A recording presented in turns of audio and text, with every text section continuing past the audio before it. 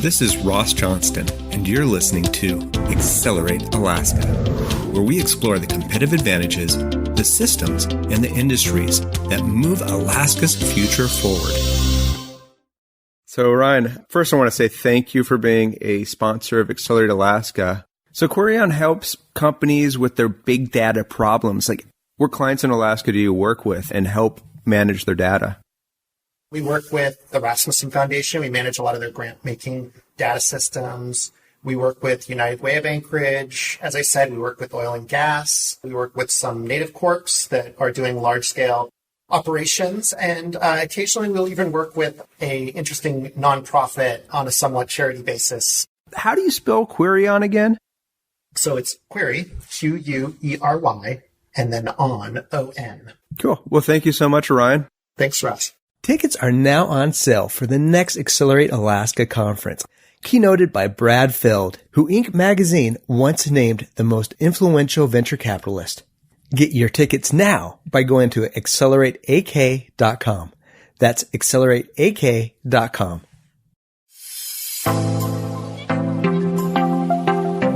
Did you know that Iceland gets over $3 per pound for their cod? And Alaska gets less than $1. Iceland has found out ways of processing all parts of the fish. What more should we be doing here in Alaska? We joined Craig Fleener on stage during the Blue Economy track. I'm a very large proponent of Alaska. I was born and raised in Fort Yukon. I talk a lot about how we can grow our own economy, how we can be more self-sustaining, how we can do things on our own and stop being either owned or bought or borrowed or used or whatever really horrible terminology you want to hear when you're talking about the Alaska economy, because I think so much of the Alaska economy is not really driven by Alaskans.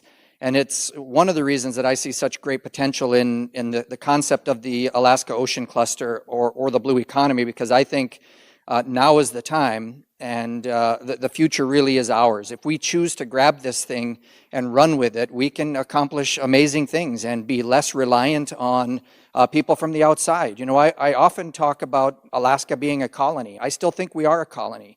What is a colony? A colony is a place where you go to get natural resources. You take those natural resources, you take them somewhere else, you develop them, you generate more income and more revenue out of them. And what do you leave back in the place that you've colonized? You leave a few jobs, you leave some money, but the majority of the wealth, the majority of the ideas, the majority of the brain power, it all comes from and goes somewhere else. And I'm not saying all that because I'm a downer on Alaska. I like Alaska. I was born and raised here. I think this place is pretty cool. I've got a few statistics that I'd like to share about Alaska and how wonderful I think it is. Alaska is a place for big ideas, and we have a whole lot of firsts. We have some great entrepreneurs and folks that have really stepped up and done wonderful things.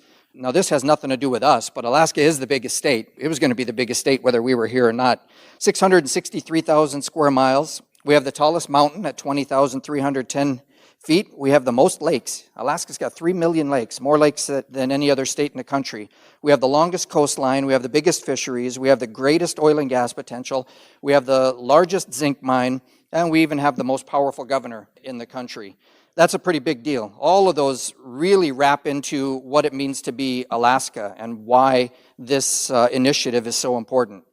But our failing has really been too much reliance on government spending and too much reliance on a single sector of the economy that it's been really good for Alaska, don't get me wrong. We would not be where we are today if it wasn't for oil and gas. And so it's an important sector. Government spending has been really important for Alaska. The military has been important for Alaska. But if we're going to be successful as a state, we cannot simply rely on government spending and the oil and gas industry. It's a highly volatile, both of those really are highly volatile, not really very dependable. We've got to go and look at developing our own economy. That means each and every one of you who are from Alaska and who are working here and intend to stay here, that's me. Is it anybody else out there fit into that category? There's a bunch of you out there. So you all need jobs, your kids need jobs, and those jobs should be built locally. The money should come home, the money should stay home, and as a matter of fact, we should invest our money into other places instead of having folks doing all the investment here into Alaska. So we've got to stop relying on this single sector economy. We need a strong and sustainable economy for Alaska, and it has to come from the blue sector. The blue sector is going to, we will develop the blue sector by forging partnerships, by creating opportunities with entrepreneurs, with science, with education, and visionaries. And there's lots of them in this building today. I've had great conversations with folks who are going to help us to make this thing a reality. One way that Alaskans are working to diversify our economy is with the Alaska Ocean Cluster Initiative, as Joel has already pointed out. And this looks at our potential and creates opportunities. And there have been some great opportunities that have already been created, and we're looking at creating more in the future. Ocean clusters that have developed across Europe have been really successful. They're mastering this potential. They are networking in innovation, creating economies of scale, and cooperating for success like never seen before. Iceland is a perfect example, and I have had the privilege of working in Iceland a lot, actually. I was the Gwichin Council International representative to the Arctic Council and got to spend quite a few years traveling to and from Iceland. And what I found about Iceland is they're very much like Alaska. They're isolated. They had to, at least at the time I was traveling, it's a lot less this way now, but they imported everything. They relied on other folks. They have other governments sort of trying to control them, and investments coming from places that you don't necessarily want investments, but you take them because what else are you going to do? So Alaska and Iceland actually shared a lot in common, and what I saw over time, as time went on, is Iceland taking things into their own hands and doing more. And the ocean cluster is a perfect example. Iceland developed this thing I think in 2011, and it has really taken off and has really been a success. And it's really changing how they do business. So their mission is to create value, to connect people, to share knowledge, and provide services. That all sounds pretty easy, but unless you have a core structure like the Alaska Ocean Cluster Initiative focusing on that, you're not going to pull it off. And probably the coolest thing ever is that their ocean cluster had one of the best goals I think I've ever heard of in my life, and that's a goal of no waste. Could you imagine the fish industry or any other industry that has no scales going into the garbage, no slime going into the garbage, no blood going into the garbage, no fins going into the garbage, no bones going into the garbage, using 100% of that. Now, they're not at 100% yet, but that's their goal. And they're getting really close. And that needs to be a goal of ours. And the reason for that is because we need to maximize the revenue that we're going to generate from our blue economy. So we can not only benefit the economy of Alaska, but so that we don't take more from the ocean than we need to. Participants in Iceland's ocean cluster say that it's created opportunities by opening doors that they didn't even know were there. And this is the big thing for Alaska.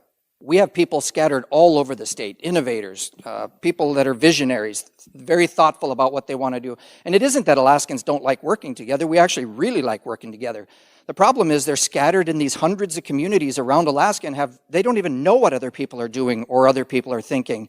And what Joel and what Karen at BSFA are going to pull off with this thing is they're creating a mechanism to pull people together so that they can share ideas and so that they can build on each other's successes. And that, I think, is really fantastic. It doesn't happen in many other industries. And it really has been tough here because of competition and because of the business model we have and because of how people are separated across Alaska.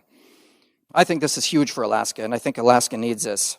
We have great entrepreneurship and innovation in Alaska, and too often the things that I've already mentioned, our size, the distance, the nature of business and competition, we often work in silos, and that limits our potential and creativity. But why does this all matter to you? It matters because the surface of the earth is 71% water. Most of that is in ocean. And Alaska's got an awfully giant ocean all the way around us. We have 5 oceans in the world, right? And them are untapped for the potential that they have.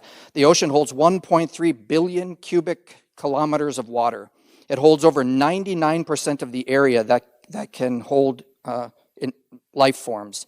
Let those statistics sink in for a little while and think how the world, how the country, how Europe, none of it has barely scratched the surface. Clearly, we're relying on the ocean, but we're barely scratching the surface. Alaska hasn't scratched the surface. I think it's time for Alaska to start scratching. I think the ocean, if managed wisely, can basically be the global PFD. And we can provide a natural capital to the greatest wealth, the most reliable food supply, never-ending energy, entertainment, and jobs. The blue economy potential in Alaska is massive. Imagine food with less land competition, clothing, oils, medicines. Are you aware that in the past 30 years, 20,000 marine biochemical substances have been identified? Very few from the Arctic and not that many from Alaskan waters. We should be involved in that. National defense. There's great potential for the Navy and the Coast Guard to expand in our part of the world. Minerals, oil and gas, even carbon sequestration potential to generate income for the state, and energy development with tidal, wave, wind, and oil and gas. And like I said, we haven't even scratched the surface yet. Now, the ocean cluster concept is not new in Alaska. However, great strides have been made, as I said, with Karen Gillis and Joel, who just introduced me.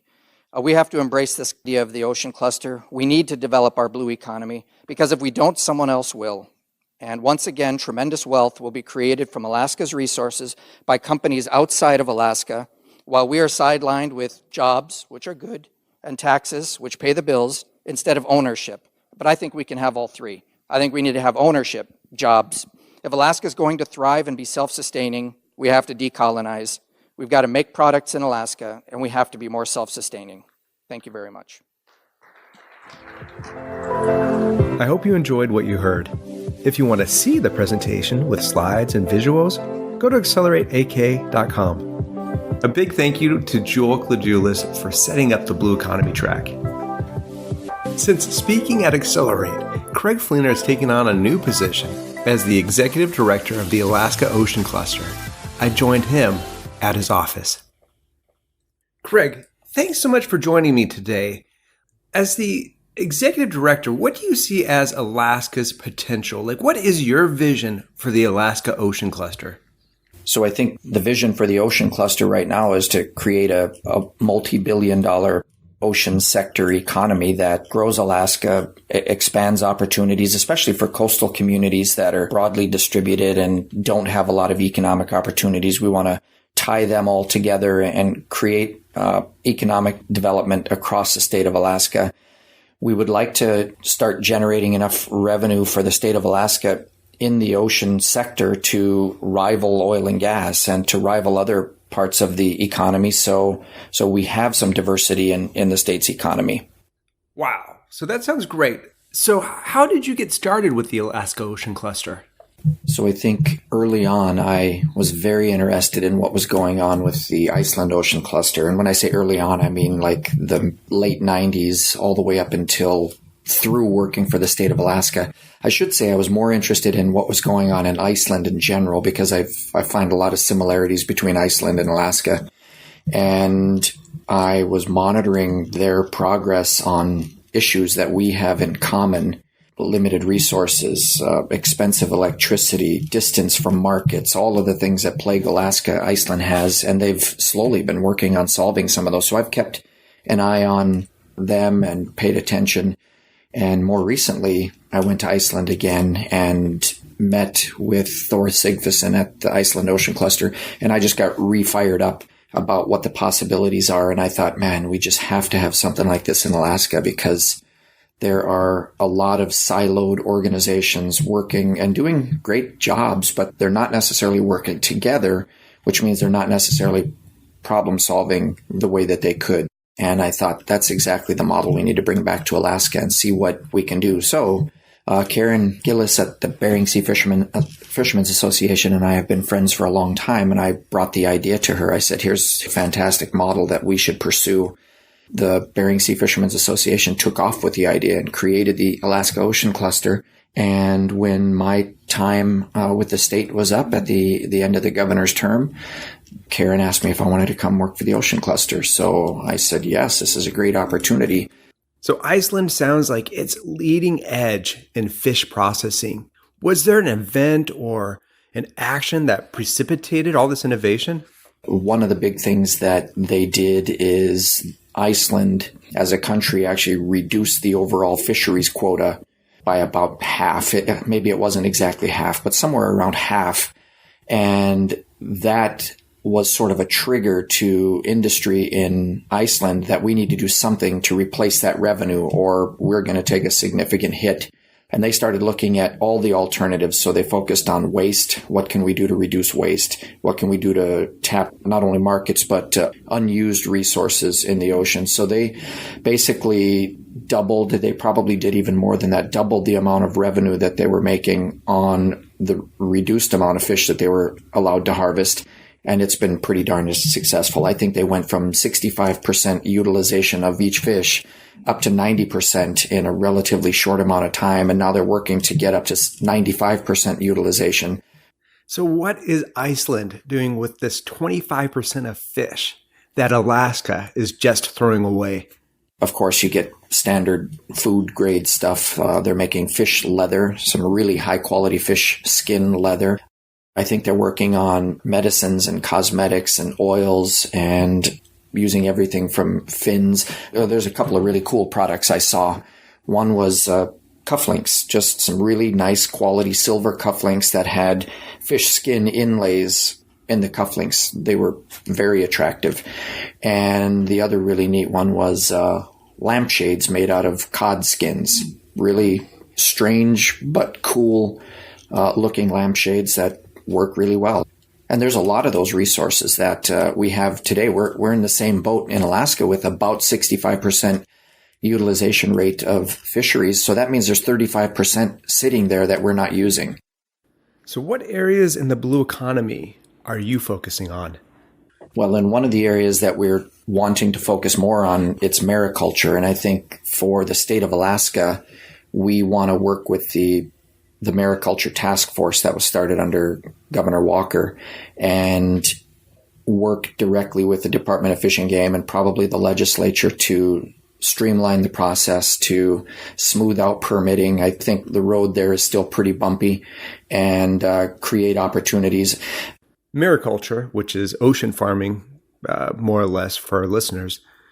Can you give an example, like some of the stuff that can be done in ocean farming, let's say with seaweed? I mean, we've all heard of seaweed jellies, jams, seaweed and sushi, but are there products that seaweed is good for? So you can also make paper out of seaweed. And there's an additional push in Europe to replace wood-based papers with other fibers. So that's an opportunity. And of course, adding more seaweed to the ocean creates a carbon sink, and it grows so quickly that you can sequester an enormous amount of carbon while you're farming it, basically. If someone is interested in learning more about the ocean cluster, like what's a good way of engaging? So you can go on the website, alaskaoceancluster.com, and under the programs tab, there's a sign up for a weekly reminder. And that will also link you to our weekly Ocean Tuesday Zoom event where you can sign in and participate with lots of other Alaskans and other people around the country. You can also go to Alaska Ocean Cluster on LinkedIn, Facebook, and Twitter and find out more information there as well. One of the opportunities the Alaska Ocean Cluster created is the Blue Pipeline Incubator. Can you tell us a little bit more about that? Well, the Blue Pipeline is the Alaska Ocean Cluster's business incubator. We have one that's operating in Seward right now, and it works to find investment for new businesses and connects the entrepreneurs with really anyone in the business community that they need to advance their business plan. It helps with business planning, and we can help with permitting and really anything that the new business needs to get up and be successful. That sounds fantastic. What would be the number one reason that an entrepreneur would want to go through the incubator program? Well, probably the biggest thing was investment. It's the opportunity for new and even some existing businesses that need some help or want some help or exposure to come work with us. So we're partnered with the SBDC, with the Seward Chamber of Commerce, and with the City of Seward to create a position in Seward that helps entrepreneurs. I think about $1.4 or $1.5 million committed, and there's more money that's coming over the next few weeks. We think that could get that number up to somewhere between 2.5 and 3 million. If I'm interested in being incubated. If you're interested, the best thing to do would be to get a hold of Justin Sternberg. He's our Blue Pipeline manager in Seward. That's justin.sternberg at bluepipeline.com. Thank you, Craig. I really appreciate your time. No, I appreciate it. Thank you for giving me the opportunity. Do you enjoy this podcast? If so, go to accelerateak.com to find out how you can contribute, volunteer, or even bring an Accelerate conference to your town. accelerateak.com. This has been an Accelerate LLC production. The future is already here if you know where to look.